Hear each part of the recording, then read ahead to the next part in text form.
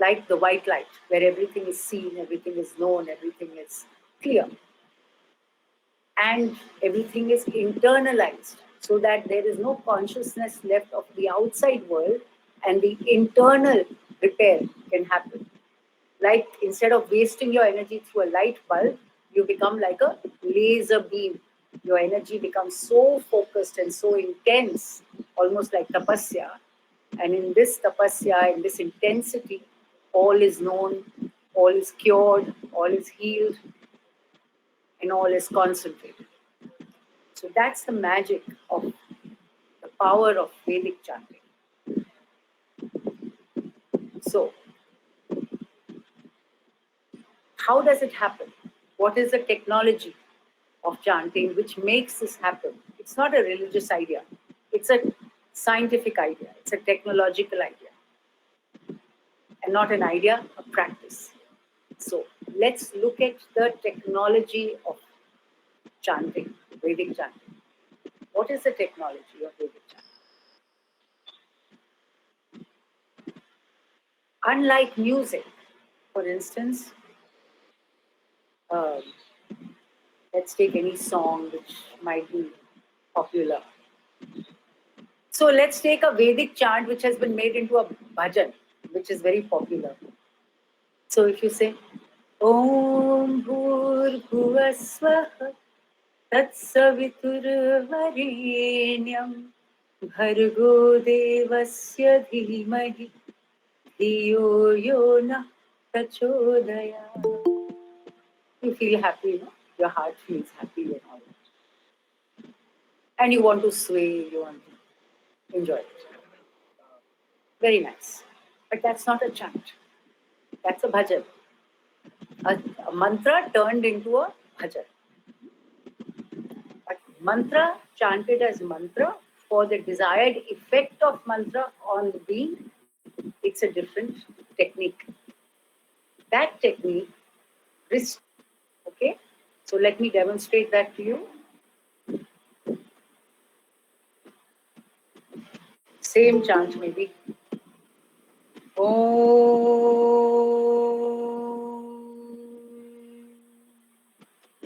Bhurbhuvah Swaha Tatsaviturvarenyam Bhargo Devasya Dhimahi Dhiyo Yona Prachodayat. Om Sahana Vavatu Sahanau Bhunaktu Sahaviryam Karavavahai Tejasvinavadhitamastu ma vidvishavahai. Om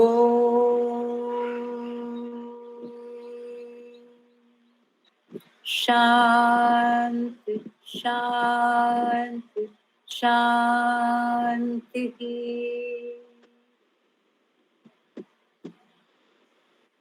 Om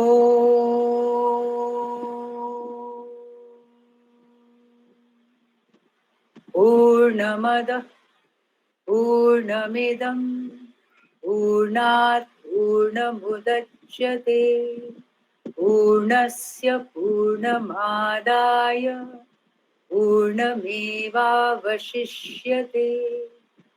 Om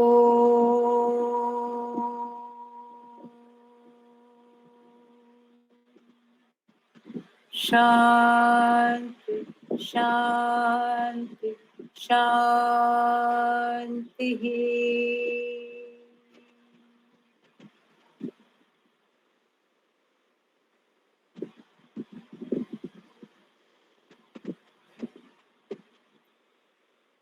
So, how do you feel?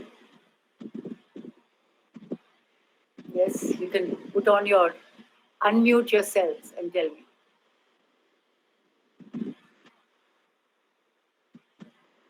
Who would like to say something?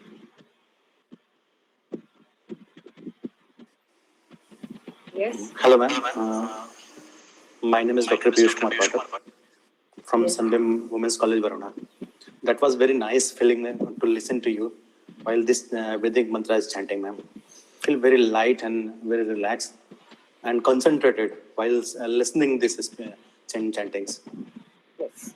That was very nice. Thank you, ma'am. Thank you for your feedback. Thank you. Shruti Anybody ma'am, else? this is Dr. Shashi from Sunbeam College for Women, Kanpur. Ma'am, it was a complete peace at mind. I never felt it earlier. This was lovely. I was completely focused, was completely peace. I just love that feeling. Thank you, ma'am. Yes. Anyone else? Jai Hind, ma'am. This is Dr. Mandakini from Sunbeam Women's College, Varanasi. Ma'am, when you were chanting this Vedic mantra, I has just kept my eyes uh, and I just have seen that some waves are coming inside my body, and I was feeling very happy at that time. Thank you. Yes. Anyone else? That's all. Okay. Well, so how easy it is to get peace for ourselves, and we keep searching. Little bit of pranayam, little bit of Surya Namaskar, little bit of mantra, and 5 minutes of Shavasana, and you are done for the day. Imagine such simple things, and they can bring so much to you. So much stillness, so much focus, so much resilience, so much tolerance towards things happening around you. You know, things will keep happening, but you should be happening right. That's important. If you get led by what people are saying, half of what you think is because of hearing what people are saying, which you have not even seen yourself. Media, social media, WhatsApp, Facebook. Half our worries are because of what we hear and the constant chatter that happens in our life. So if we can quieten our mind, we will realize that most of it is just chatter. There is much more to our day and to our moments every day in our lives. Much more we have to do every day to make it constructive rather than worrying or talking. There's a lovely quote by Sri Aurobindo. It says, God will grow up while wise men talk and sleep. Which means you are evolving every moment. Your blood is running from your toe to your head without you knowing. You are not the constructor of your body. And yet you think you can decipher the world. You can't even decipher yourself. The best thing to do is to see, try to see by concentration, by focus, the adventure that's happening inside, not outside. It's much more exciting what's happening inside than what's happening outside. And when you get that focus and that concentration inside, then you can also help the world outside better. So going inside doesn't mean running away from the world. It means empowering yourself to help the world better. And that's the power of Vedic sciences and technologies, as I would call these. So what you heard right now, concentrated within these three notes in different permutations and combinations. So each one of the mantras sounded slightly different, but all of them were between the notes Ni, the lower Ni, Sa, bass note, and Re, the higher note. So Komal Ni, Sa, and Komal Re. These were the three notes we were constantly using right through all the chants.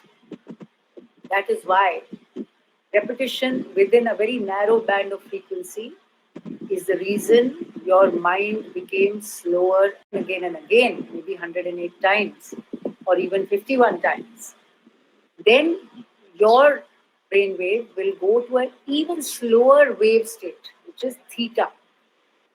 You will then, your inner world is getting all the energy in theta, and the outer sensory world becomes quiet. You don't feel anything, you don't see anything, you don't hear anything outside.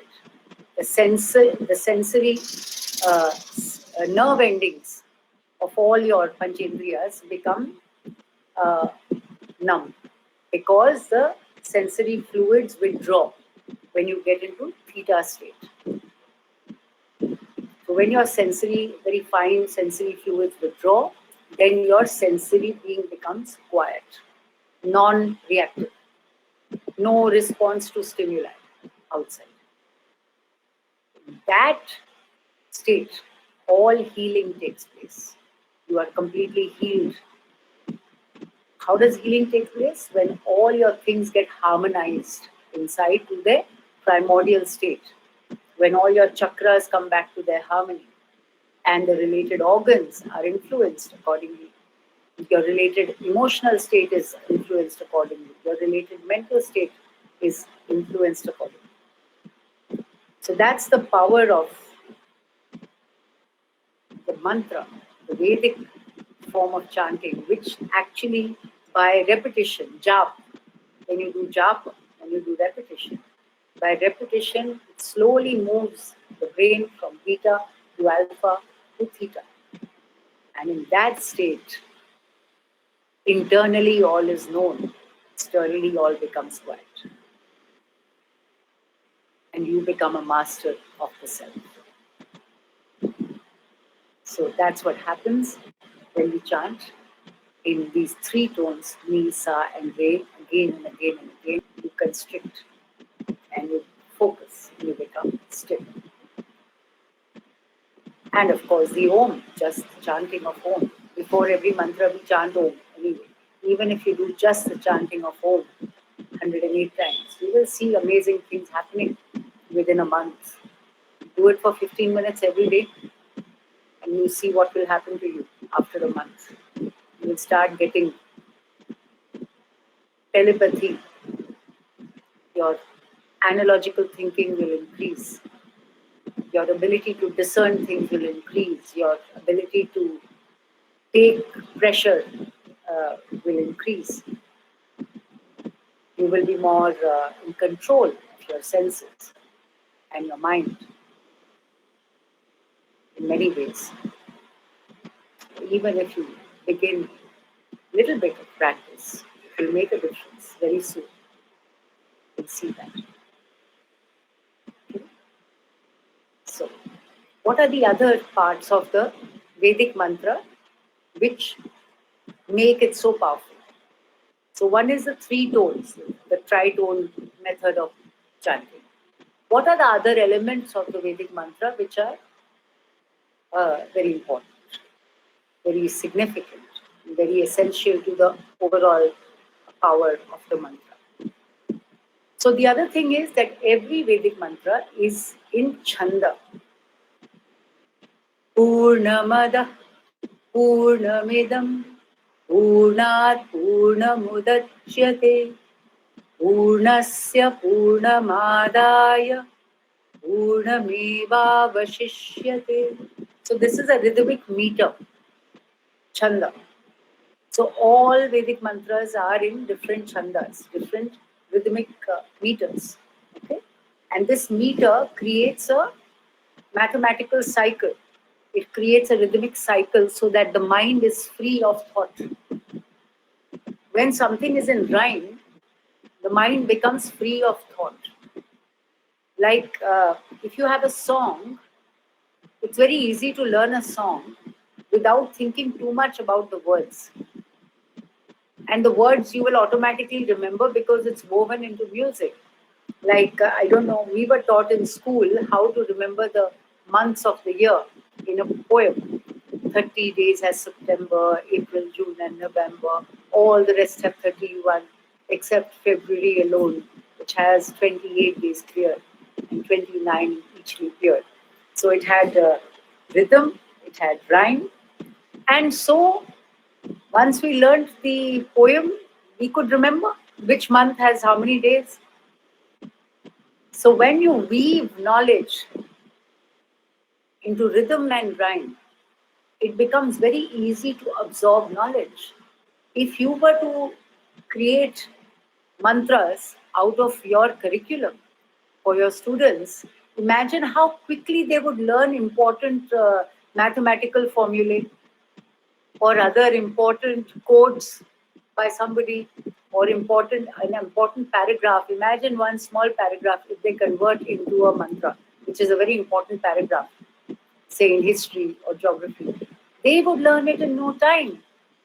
That's the power of rhythm and rhyme. It goes through what we now call multiple intelligence. They use mathematical intelligence and literary intelligence and musical intelligence and intrapersonal intelligence and interpersonal intelligence. All these intelligences were naturally used in the Vedic way, all woven into the mantra. No? Literary, Purnam Adaha, that is Purnam, Purnam Idam, Purna is this, Purnat, Purnamudachyate, from Purnam, from wholeness, wholeness emerges. Purnasya Purnamadaya, if out of wholeness we take out wholeness, from wholeness if we pull out wholeness, wholeness indeed remains. Purnameva Vashishyate. Such a profound mantra. It applies to mathematical series, it applies to a child emerging from a mother, both remain whole. It applies knowledge emerging from a guru to a shishya. All knowledge is contained, all knowledge is given to the shishya, and yet it remains with the guru. So this mantra can be applied to many, many, many examples in human life. That's why it's a Maha Mantra. Maha Mantra is something which doesn't have one meaning. It can have multiple meanings. And it can be true in multiple ways. So such a profound idea. Now imagine if somebody sat and gave a lecture on this to somebody. Will the student remember? Not easy. Only the very, very highly intellectual people would learn it by heart and remember it. But in a poetry form, in a rhythmic form, you absorb it, you chant it, you enjoy it, you don't forget the words, and then the meaning unfolds. That is the natural way of learning. When a child is young, he wants to enjoy the senses. Intellect comes later. We first thrust the intellect on children nowadays. First, you have to make them enjoy knowledge through music and rhythm. It goes into long-term memory. The words go into long-term memory. They don't have to look at a book to remember the words. And then, as the intellect unfolds, when the child becomes 7, 8, 9, 10, 11, then the words that are already inside their consciousness start unfolding with meaning. So this is the power of mantra in daily life. Not Vedic mantra is anything you can weave into a mantra in this technology. Vedas were not written by one person in one day. Many, many, many rishis have written it through the ages. Why can't we be rishi-like now? We can all be rishis. Aham Brahmasmi. We are all Brahman. What is Brahman? That which comes from a source and expands infinitely. Brahman does not mean God. It comes from the root Brih, which means to expand from a source. So, Aham Brahmasmi means not some esoteric idea, I am God. No. It means I am that which is a source and the infinite. That is my potentiality. I have the ability, the natural essence, which is constantly unfolding into its infinite possibility. Hence, Aham Brahmasmi. So all of us are potentially like these rishis. We just have to adopt the Vedic way in our lives. Okay. With the whole expanse of the universe through the Vedic stance of consciousness, uncontrolled movement of your chitta, of your consciousness, is the achievement of yoga. So Vedic mantras help you to achieve a yogic consciousness, help your chitta to become still and productive. The stiller you are, the more focus you have, energy you have to manifest. Otherwise, your mind will constantly be distracted all the time. So to remove distraction, to become focused, to become effective, to become good implementers, these are the great powers of the Vedic technology of chanting. It's got nothing to do with religion. These are pure technologies used to pass on the truth from generation to generation without the use of text. Because when you do this, you are taking in the knowledge into your long-term memory forever. You will never forget anything chanted in this way and done japa of. If you do japa of any truth woven into this methodology, it will go into your long-term memory forever. You will never forget it. You don't need text after that. So that is the power of this technology. It puts knowledge into your long-term memory. It heals you. It makes your mind concentrated. It creates focus. It creates stillness. It creates relaxation. It heals all the parts that are disturbed in your being. So it's a holistic way of being. Vedic chanting gives you a holistic way of being, a holistic way of learning, holistic way of retention, of knowledge, and a happy state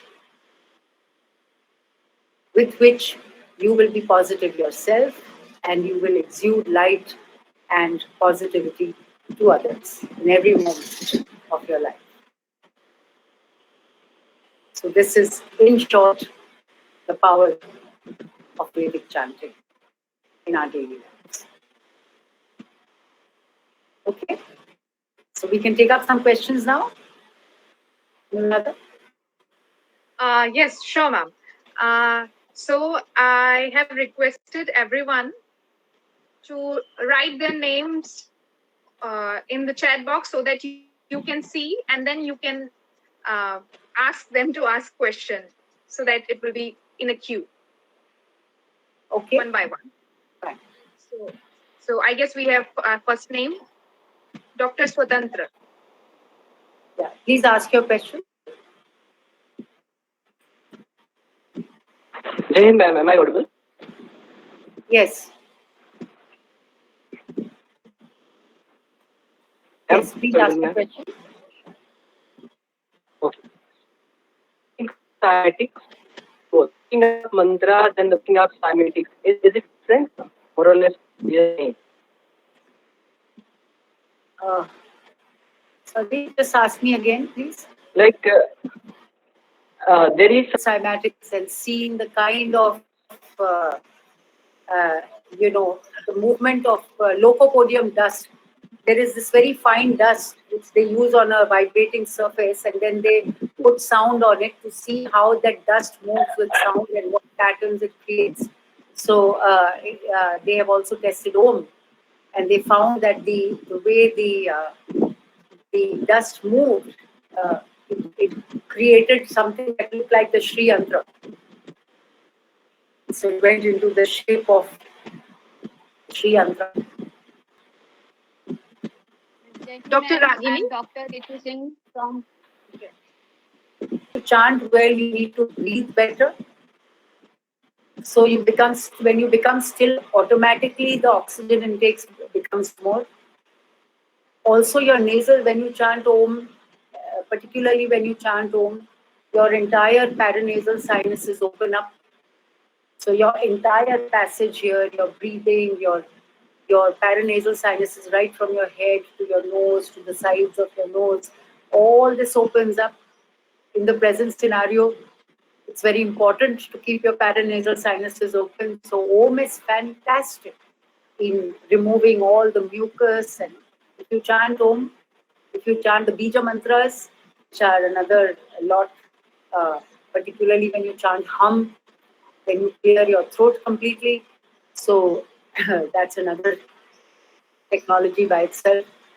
But all these chantings help you to loosen up blockages in your nasal, paranasal sinuses and sharpen the energy movement of the mind.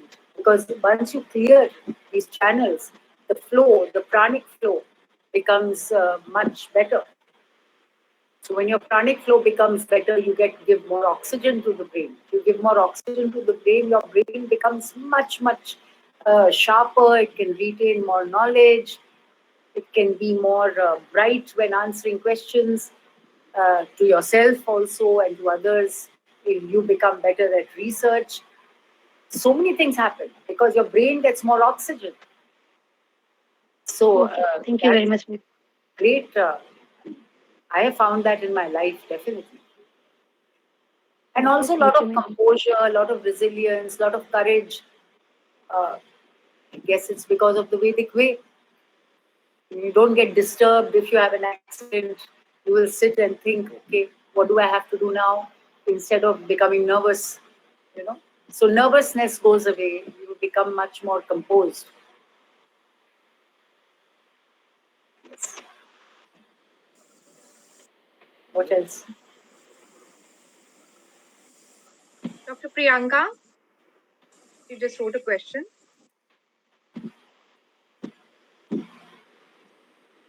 How can we attract our future generations with Veda? You can only attract people if you live it, not by lectures. If you become Vedic and if you exude uh, power, knowledge, happiness, fun to people around you, then they will adopt your way. Otherwise, they will say, oh, look at her, look at him. They do all this, but they are like this. Why should we follow them? You can only spread things by contagion or giving them some value for it. If you do this is how you will get more power. This is how it will help your health. This is how it will increase the focus of your mind. So there has to be a carrot dangling before the idea. You have to tempt people with something they want, not something they should. The word should go out of your dictionary. People never do what they should. People do what they want. So you have to tell them something they want. Only then they will do it. Dr. Ritu, Yes. Jai Hind, ma'am. I'm Dr. Ritu from Assembly Women's College, Varuna. Yes. Ma'am, I want to ask you, can we chant mantra at any time or at a specific time? No, you can chant it at any time. I mean, it's better to chant it on an empty stomach. You'll be able to breathe better and chant better. I mean, not completely empty, but at least not a full stomach. So difficult to chant after eating a lot. Anyway, one should not eat a lot. One should always control. My nani used to say, "अगर एक रोटी की भूख हो तो आधी खाओ." That was a secret of good health. Yes, ma'am. So one should Ma'am, one eat thing less more. than one's hunger. Yes, ma'am. One Yes. thing more. Being a woman, can we chant mantra during menstrual period What also? has mantra got to do with woman or man? I'm a woman only, na? I think I look like a woman only. I'm chanting. At Yeah, but this is a misnomer that men have spread. In fact, all over the country. Just give me a moment. I think my battery will die. Just one. okay.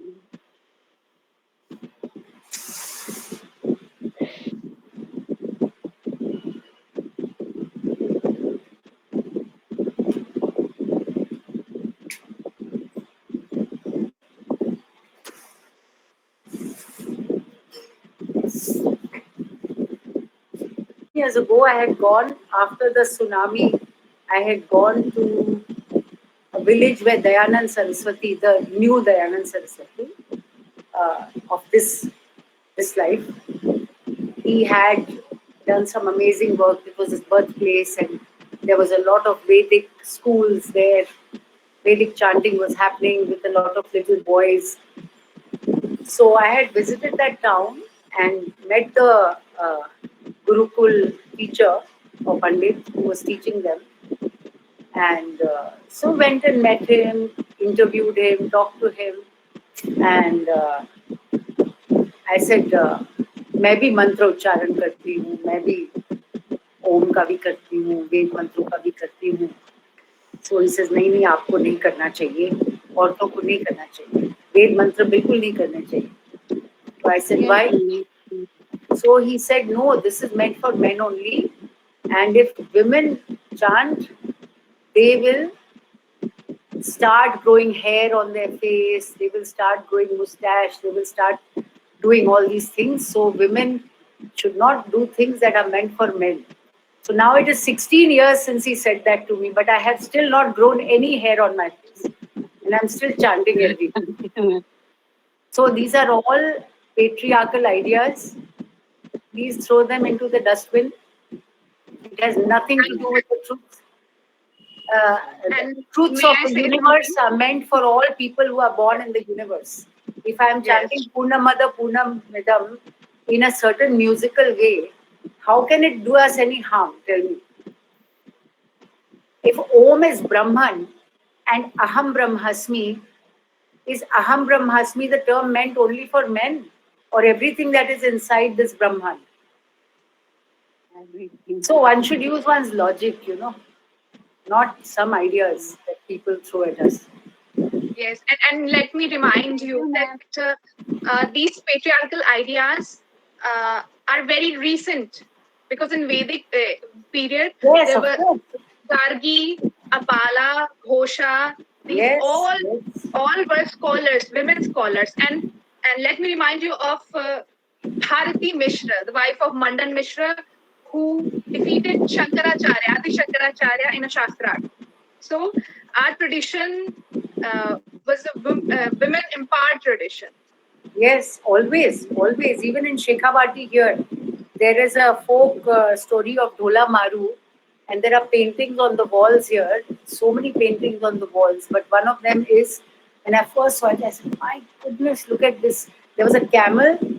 Behind that, there are people coming, soldiers coming with bow, shooting with arrows, and the man is holding the camel and riding. The woman is sitting with her back to the man on the camel without holding on to anything and fighting the war.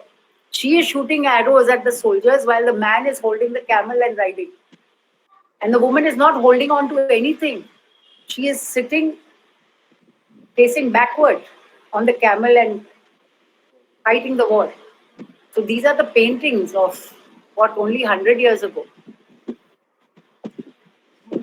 Last 200 years, we have been enslaved in the mind. Our own culture has been wiped out of our own mind. Yes, No. definitely. So, Now, may I ask Mudita, Mrs. Mudita Agarwal Kapoor to ask a question? Ma'am, I'd like to know what is the right way to start this journey? sorry, I can't hear you clearly. What is the right way to start this journey? What is the right way to Start on this journey. start the study? Start this journey. Start this journey, just start chanting. And the journey will begin. That's all. Any- That's how I started. You don't need some initiation and this and that. Just start like you would sing a song. If you hear a Bollywood song, you like it, you'll start singing, no? If you like a Vedic chant, just start chanting. It will lead you to God knows what. So there's no chant that you're supposed to start with. You can pick up any No, chant and no, nothing. Just start wherever you start. It will lead you to your goal. thank you so much. Just start. Good morning, ma'am. I have one question. Yes. I'm Happy Ganeshan from Sunbeam College, Bhagwanpur. In one of your conversation, I just heard about Sri Mantra. Can you please elaborate on that? Is it some way related to Heard about Sri Yantra? Sri Yantra. What is Sri it Yantra. actually? Yes. We are going to have a course in July now, 13th to 17th, on the healing with the Sri Yantra, where we will be going into the whole science and technology and the names of the Shaktis in the Sri Yantra and what they mean with respect to the energies of our body. It's very intricate and very beautiful. Sri Yantra is the universe. It's our own body because our body is a hologram of the universe. So we will be learning about the energies of the body through the different planes and parts of the Sri Yantra. But it's also called the body of Shakti, the body of the Divine Mother. But we are all the Divine Mother. We are all in movement. Whatever is in movement is Shakti. The whole play of the universe is Shakti. Yes. Dr. Mandakini. Yes, ma'am. This is Dr. Mandakini from Sunbeam Women's College, Varuna. Ma'am, I want just repeat Dr. Ritu's question that can we chant these months during menstrual period? You are just using your throat and your sonic abilities to still your mind. Who is saying you shouldn't still your mind during menstrual period? You should still your mind even more during menstrual period, because during menstrual period, as it is, people get disturbed.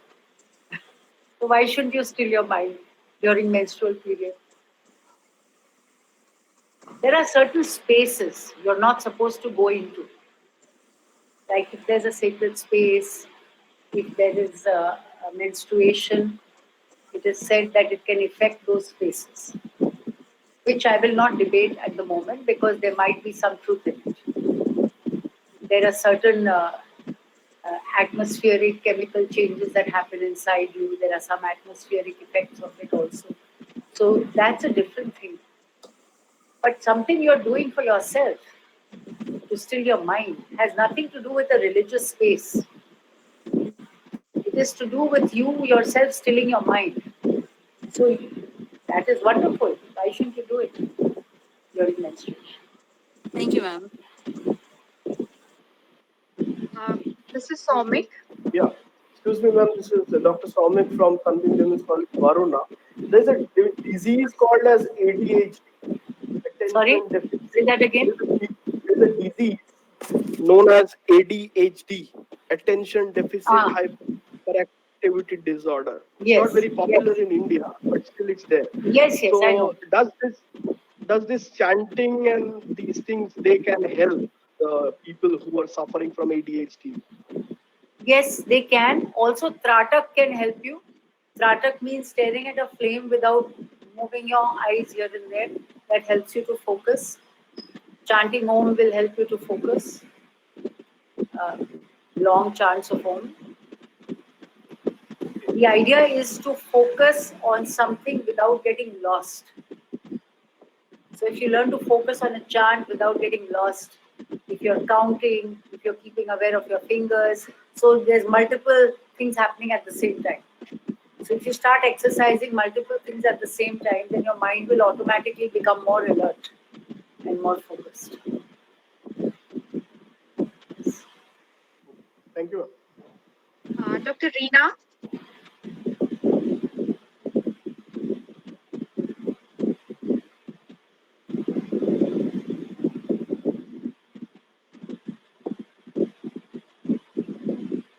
Dr. Reena, are you there?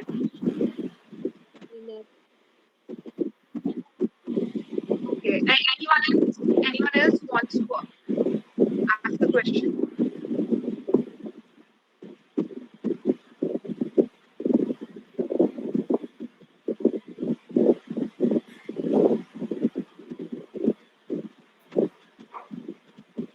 Okay, so I think that's all.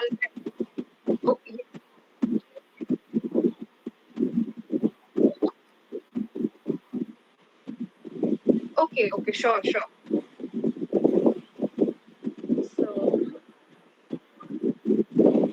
please turn on your cameras.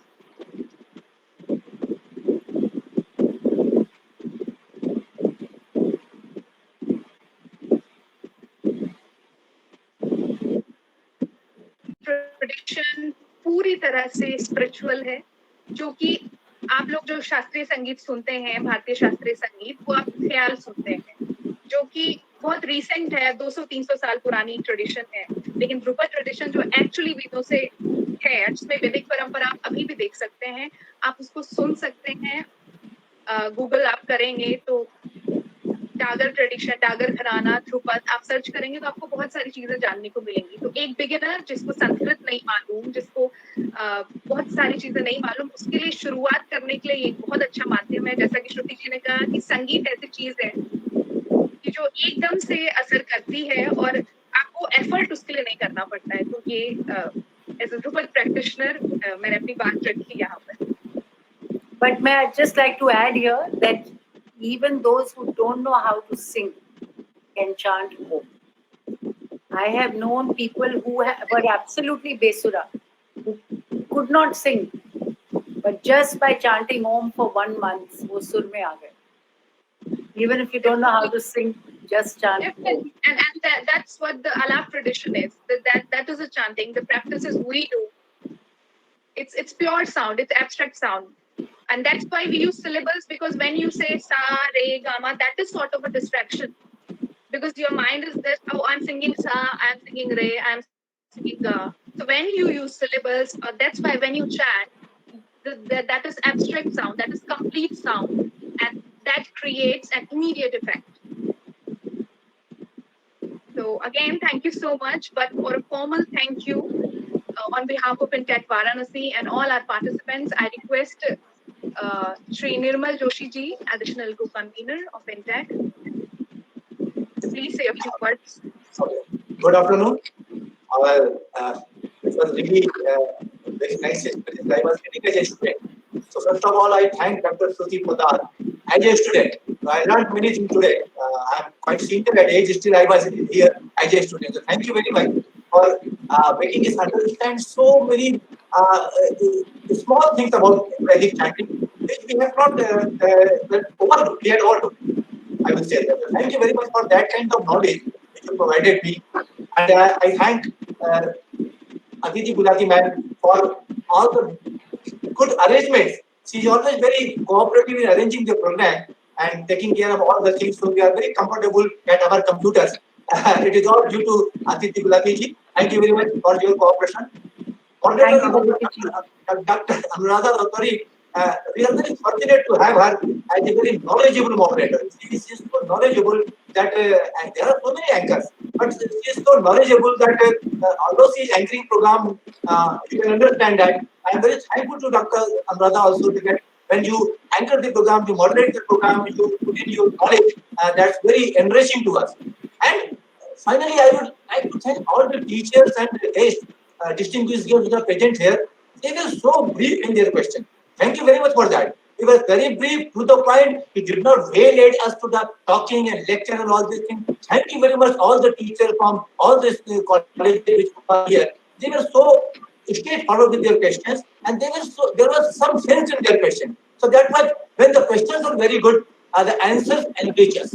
So thank you very much, all the teachers, all the participants who have not only attended the program very diligently, very carefully, they have also put up the questions which enrich the program further.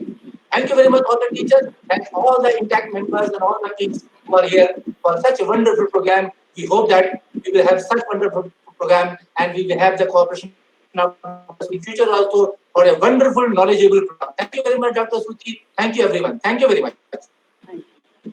Thank you, sir. So, before concluding this session, I'd like to recite a mantra.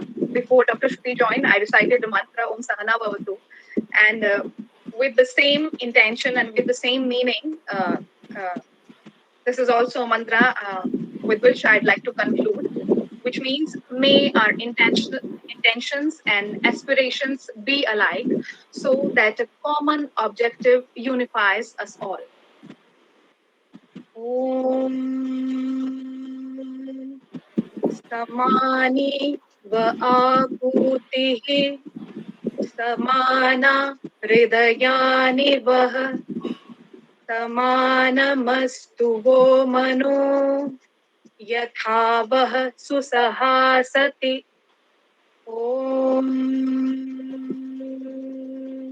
शान्ति शान्ति शान्तिः. Thank you so much.